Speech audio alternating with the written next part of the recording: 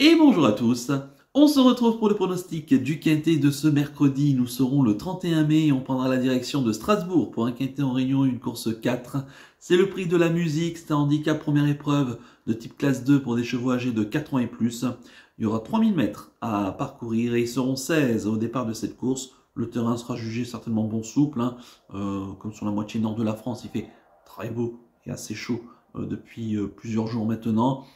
Strasbourg est une piste assez sélective, où il n'est pas forcément évident de revenir de l'arrière, même si le tracé est long. Mieux vaut privilégier les chevaux qui aillent de l'avant.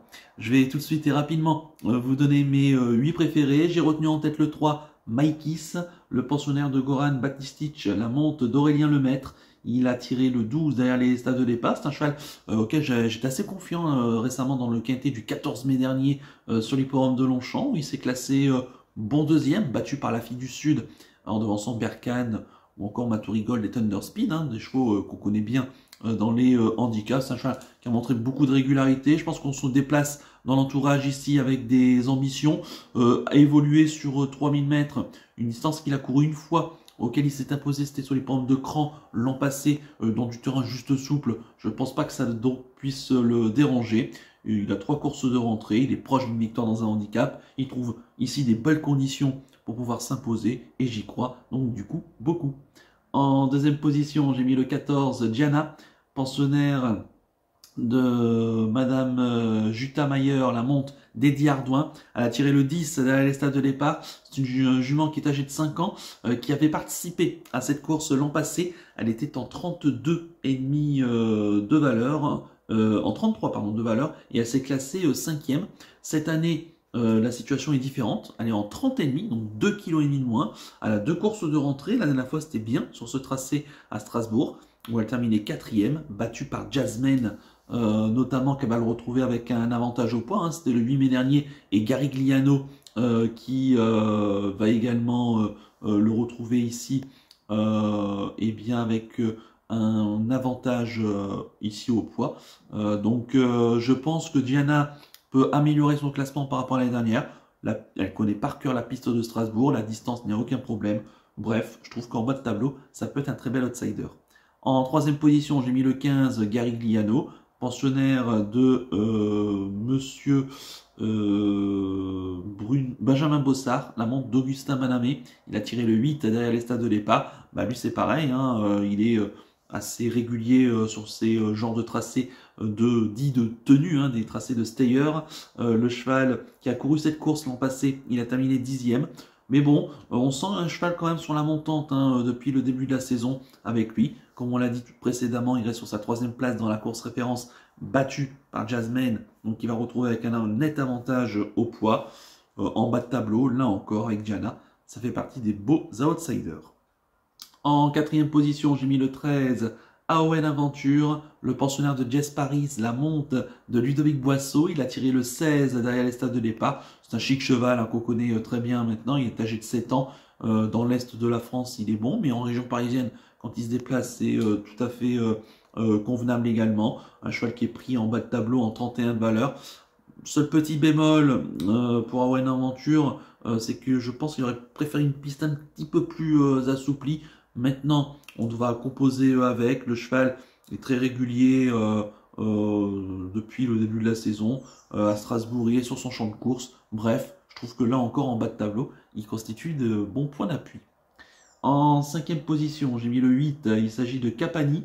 Pensionnaire de Mathieu Pitard, c'est la monte de Axel Nico. Il a tiré le 4 derrière les stades de départ. C'est un cheval qu'on a vu récemment dans des quintés correctement se défendre. Il vient de terminer 4e sur celui de Compiègne en 33,5 de valeur. Il a toujours montré qu'il était compétitif autour de cette valeur-là. À noter qu'il revient sur des pistes corde à droite auxquelles il n'a pas beaucoup de fausses notes. Il a couru 14 fois, 11 fois à l'arrivée, ce qui est quand même plutôt intéressant. Et lui aussi, je le trouve bien placé dans son handicap et son entourage qui se déplace certainement avec quelques ambitions. Donc j'en ferai ici un bel outsider. En 6e position, j'ai mis le 9, Lucky Charlie, pensionnaire d'Yvonne Volmer, la monte de Pierre Bazir. Il a attiré le 15 derrière les stades de départ. Yvonne Volmer, qui est une entraîneur locale de l'étape. Le cheval qui vient de se classer 5e en terrain collant sur les 3000 mètres de la moyenne piste de Longchamp, c'était le 11 mai dernier. Un cheval qui a pris 2 places ici à Strasbourg en 2 tentatives, 2 places de 3e. C'est un cheval qui n'a pas beaucoup d'expérience, mais qui aura pour lui d'être toujours très courageux et qui répond toujours présent. En milieu de tableau, je pense que ça fait partie des belles chances. Là encore, peut-être que le seul petit bémol, c'est que je pense qu'il aurait potentiellement préféré une piste un petit peu plus assouplie. Mais bon, ils sont quand même nombreux dans ce cas-là. Mais avec un bon parcours, c'est un local de l'étape. On n'a pas beaucoup fait de kilomètres pour se déplacer. Je pense que le cheval garde son mot à dire plutôt pour les places. En 7e position, j'ai mis le 5. Il s'agit de Blind Buy, pensionnaire d'Andreas Uborix, la monte de Martin Seidel. Il a tiré le 5 derrière les stades de départ. Je l'aime beaucoup ce cheval qui va retrouver les œillères pleines. Il n'avait pas la dernière fois dans le réclamé de Saint-Cloud le 1er mai dernier où il s'est classé 4e. Il revient dans les handicaps avec 2,5 kg de moins, ce qui est plutôt très intéressant, passant de 37,5 à 35 de valeur, donc c'est plutôt bien. Supplémenté en plus pour participer à ce handicap. Un cheval, certes, il n'a couru qu'une seule fois sur 3000 mètres, il avait échoué, mais c'était en fin de saison dernière du côté de Fontainebleau, dans un terrain très assoupli, peut-être pas forcément à sa convenance. Non, je pense qu'ici, il a les moyens de corser les rapports à belle cote. Méfiance.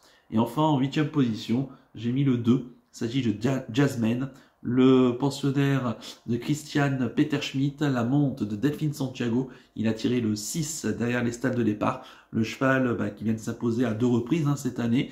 Ce qui est intéressant, c'est que c'était dans 2 handicaps et sa valeur a été nettement revue à la hausse. Il passe de 31 à 37 de valeur, donc il a pris 6 kilos en 2 handicaps. Maintenant, c'est un cheval qui est chez lui à Strasbourg. À noter qu'il a conclu 2e de cette course l'an passé, mais attention, il était en 32 de valeur, il a 5 kg de plus par rapport à l'année dernière, mais le cheval est très en forme et on ne connaît pas forcément ses limites, et dans son jardin ici à Strasbourg, là encore, ça va être plus difficile pour gagner, mais on peut compter avec lui pour jouer les places. Quant à mon regret, ça sera le 10, il s'agit de Harik, pensionnaire de Elias Michaelides, la monte d'Ambre Molens.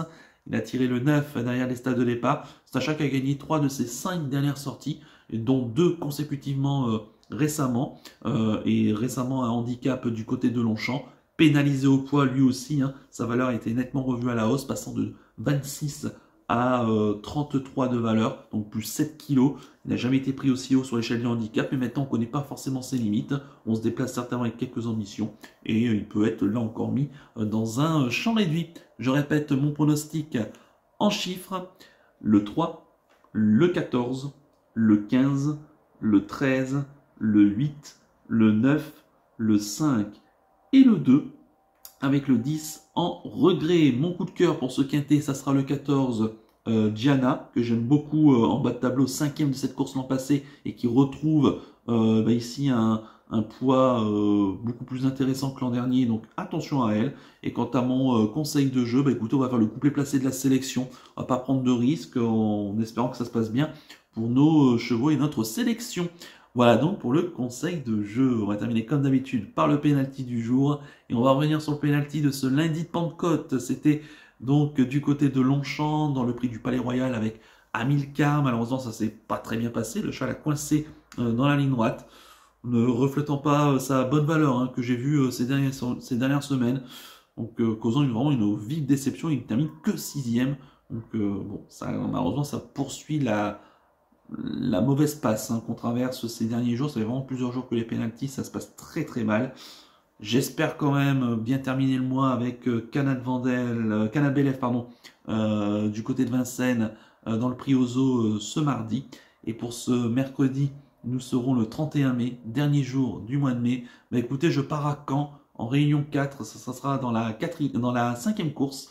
C'est une course D pour des chevaux âgés de 6 et 7 ans qui n'ont pas gagné 92 000 €. Il y aura 2200 mètres à parcourir, départ auto-start, et ils seront 10 au départ de cette course. À noter qu'ils sont 9 en première ligne, et j'aime beaucoup le 509 Hunt, le pensionnaire de Vincent Renaud, la drive de Florian Desmigneux. Il sera déféré des 4 pieds. Le cheval qui a toujours prouvé il était bon, hein, qui tourne bien à droite.